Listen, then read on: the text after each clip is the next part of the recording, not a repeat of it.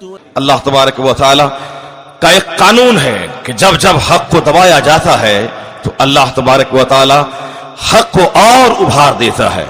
تاج الشریعہ کو دبانے کی بھرپور کوشش کی گئی، اپنے بیگانے سبھوں نے کوشش کی، مگر چونکہ حقانیت کے علم بردار ہے تاج الشریعہ اس دور میں، اس لیے جوں جوں مخالفت ہوتی جا رہی ہے ان کی عظمت کا سورج خط نصف النہار پہ جگمگاتا جا رہا ہے. اور سن لیجئے کہ اپنے اور بیگانے مخالف پہلے بھی تھے اور آج بھی ہیں. خانقاہ والے جو کہ چادر چڑھانے کے معترف ہیں کہ اجائز ہے کرنا چاہیے، جو 12ویں شریف کے جلوس کے جواز کے قائل ہیں کہ ہونا چاہیے، میلاد فاتحہ قیام سب کے قائل ہیں، لیکن مخالفت کیوں ہوئی اعلیٰ حضرت کی؟ چادر چڑھاتے ہو تم، اعلیٰ حضرت خانقاہ کی آبرو کو بچانے کے لیے قلم اٹھائے ہیں، پھر مخالفت کیوں ہوئی؟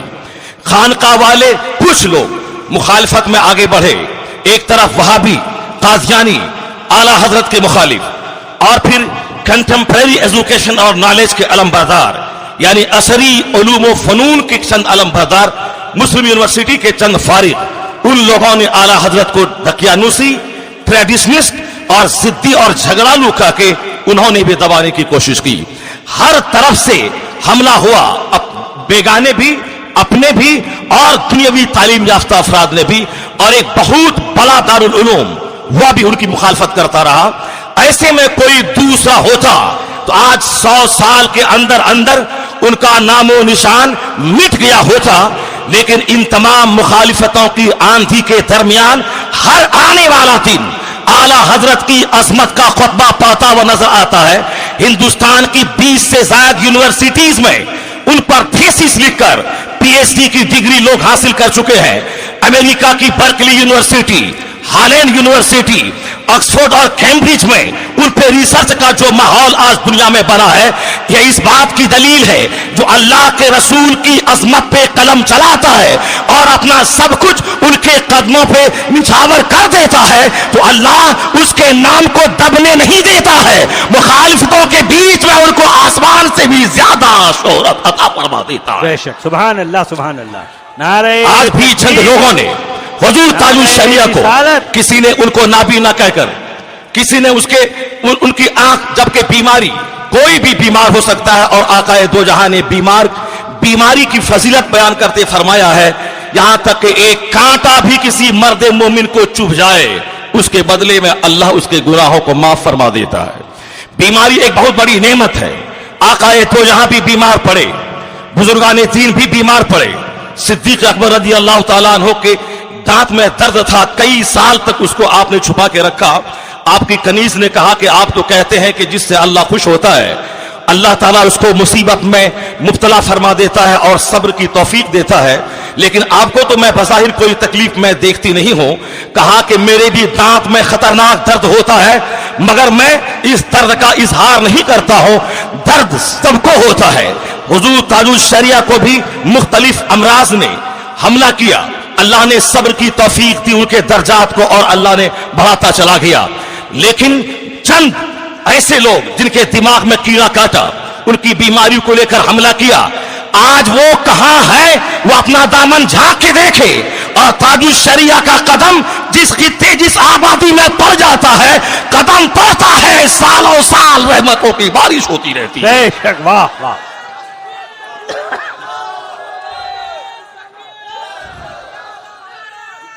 تاج الشریعہ اس وقت ایک کرامت کا نام ہے. میرے قریبی دوست نے بتایا کہ ایک شخص کئی سال سے امریکہ میں جماعت اسلامی کا کیڈر بن کر اس جماعت کے لیے لائبریری کے لیے کتابیں مہیا کرتا، مسجد کا انتظام کرتا، اور پھر وہ اپنے ڈھنگ سے موجودیت کی پبلسٹی اور اس کے پروپیگیشن میں وہ لگا ہوا تھا.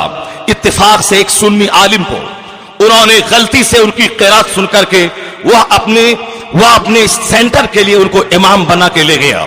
لیکن جب وہاں ان کی تقریر سے پتا چلا کہ یہ تو سنی بریلوی ہے تو وہ اس کا دشمن بنا.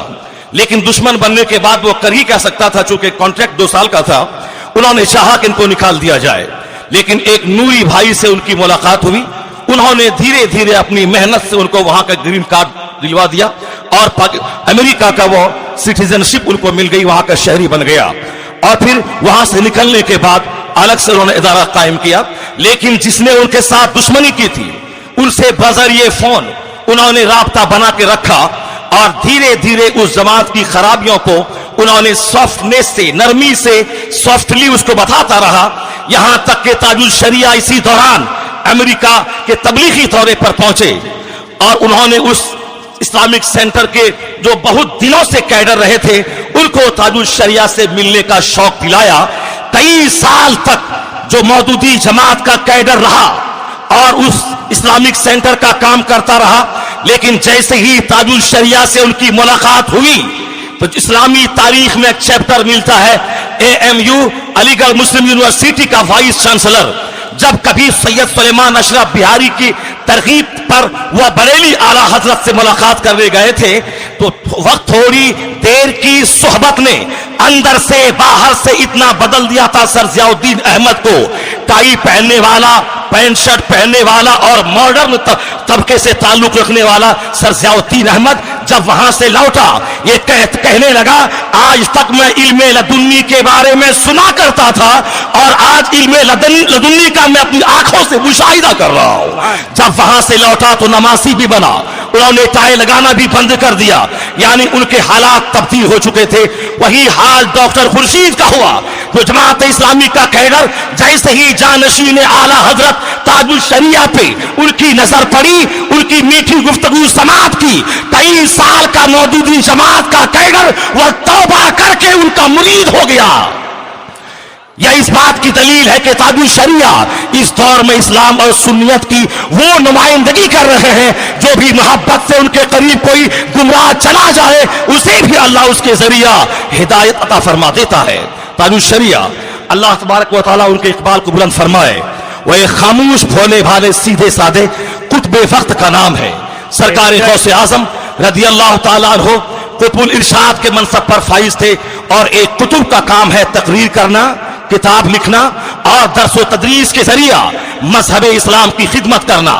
سرکار غوث اعظم کتاب بھی لکھتے تھے، درسگاہ میں پڑھاتے بھی تھے اور پھر خطاب کے ذریعہ دین کی خدمت کرتے تھے.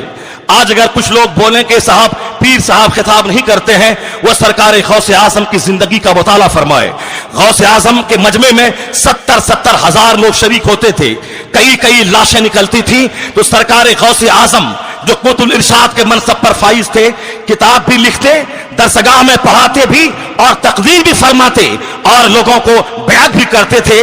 تو سرکار غوث اعظم کا جانشین وہی ہوگا جو درسگاہ کا مدرس بھی ہوگا اور ایک درسگاہ کا خطیب بھی ہوگا، خانقاہ کا پیر بھی ہوگا.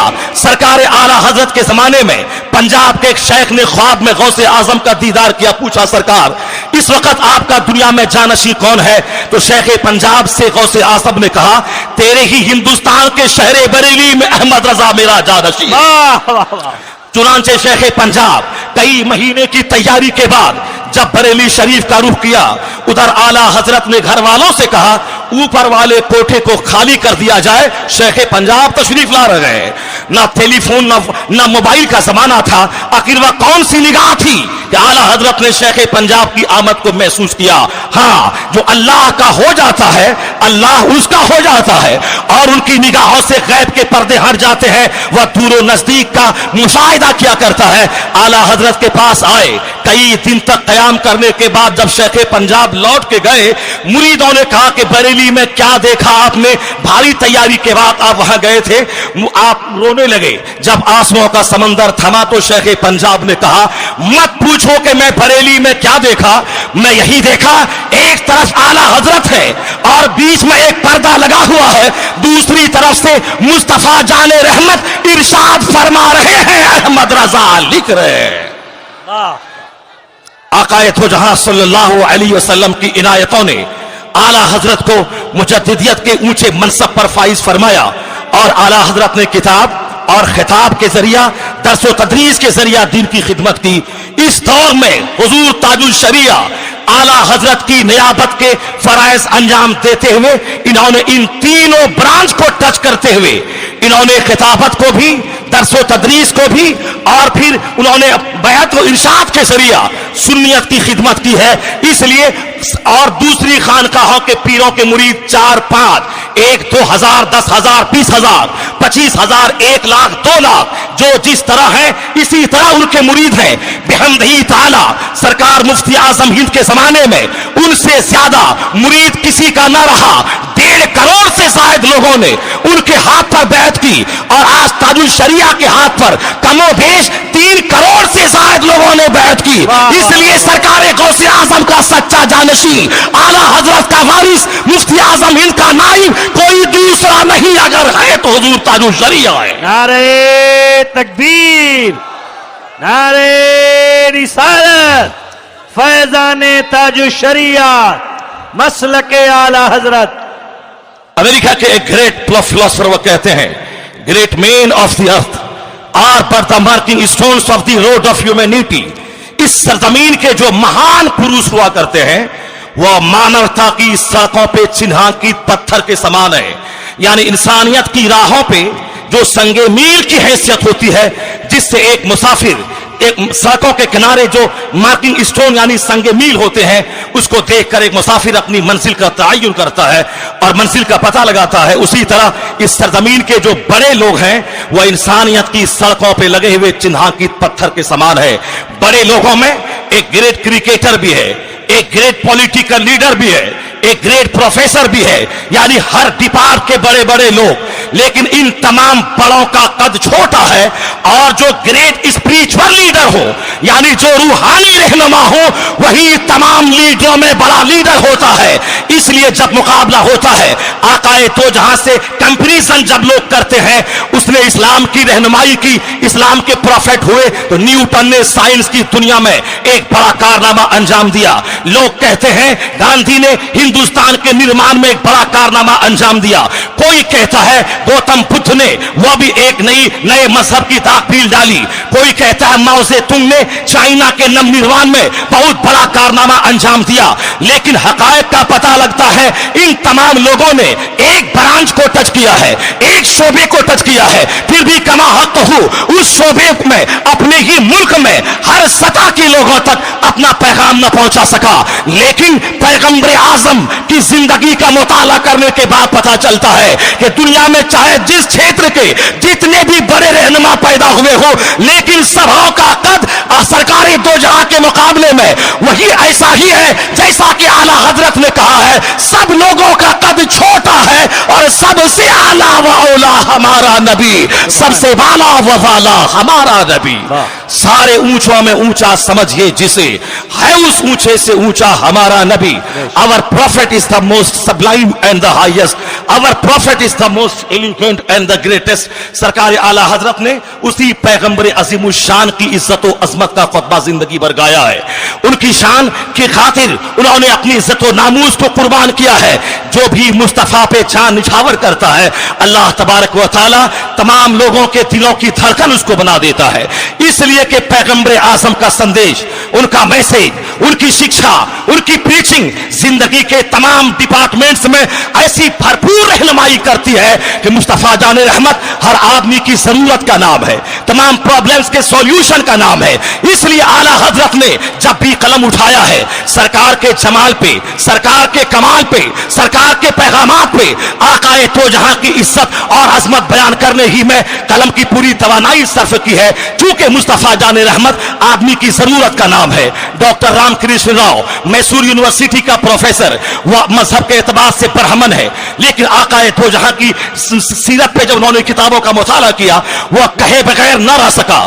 The personality of Muhammad, it is most difficult to get into the whole truth of it. Only a glimpse of it I can catch. What a dramatic succession of these picturesque scenes. This is Muhammad the Prophet, Muhammad the Warrior, Muhammad the General, Muhammad the Businessman, Muhammad the Saint, Muhammad the Orator, Muhammad the Statesman, the Refuge of Orphans Muhammad, Protector of Slaves Muhammad, Muhammad Emancipator of Women. In all these magnificent roles, in these departments of human activities, he is like a hero.